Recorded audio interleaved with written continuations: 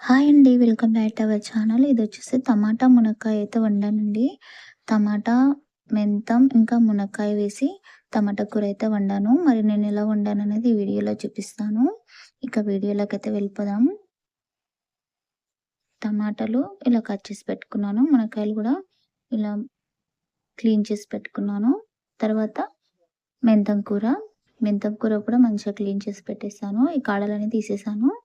ఇంకా స్టవ్ పైన కడాయి పెట్టేసి అందులోకి ఉల్లిగడ్డ, పచ్చిమిర్చి వేసాను. ఉల్లిగడ్డ, పచ్చిమిర్చి కొద్దిగా వేగిన తర్వాత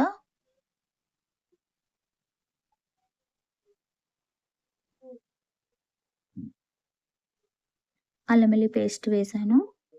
అల్లం వెల్లుల్లి పేస్ట్ కూడా పచ్చివాసన పోయేదాకా ఇలా కొద్దిగా వేగనిచ్చాను.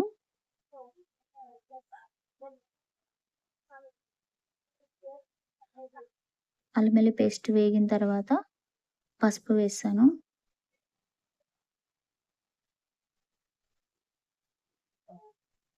ఇలా ఒకసారి కలిపేసాను.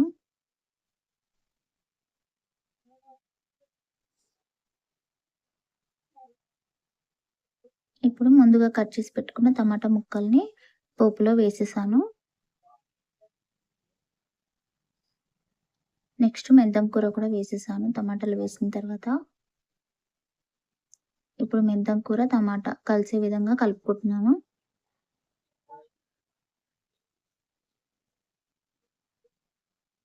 మళ్ళీ ఒకసారి కలిపాను.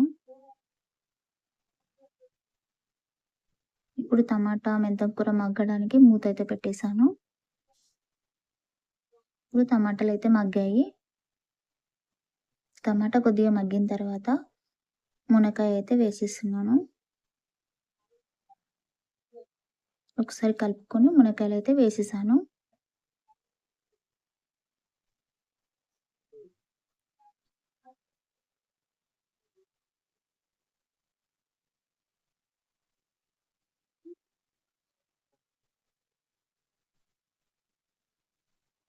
ఇప్పుడు ఒకసారి కలిపేసుకుంటున్నాను. మునక్కాయలు వేసిన తర్వాత మళ్ళీ ఒకసారి ఇలా కలుపుకుంటున్నాను.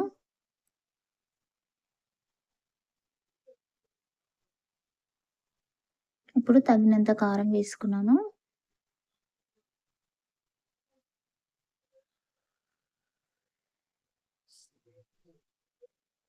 తగినంత ఉప్పు కూడా వేసాను. ఉప్పు, కారం వేసిన తర్వాత ఇలా మొత్తం కలిసే విధంగా కలుపుకుంటున్నాను.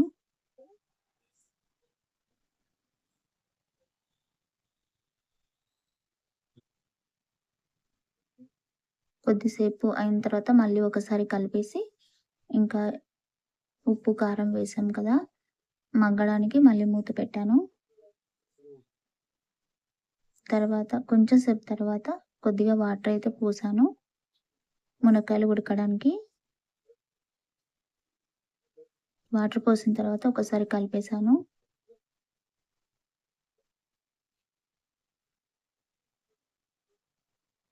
వాటర్ పోసేసాం కదా! ఇంకా మళ్ళీ ఒకసారి మూత పెట్టి ఇంకా టమాటా, మునక్కాయ మంచిగా ఉడకడానికి మూత పెట్టేసాను.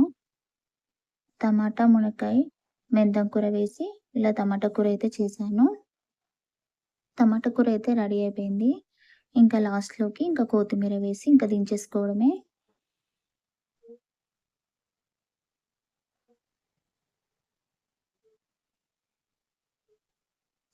Okay friends. నా వీడియో నచ్చితే తప్పకుండా లైక్ చేయండి. నా ఛానల్ ఎవరైనా ఫస్ట్ టైమ్ చూస్తున్నట్టయితే సబ్స్క్రైబ్ చేసుకోండి. Thank you. వీడియో ఎలా అనిపించిందో తప్పకుండా కామెంట్ చేయండి. Thank you.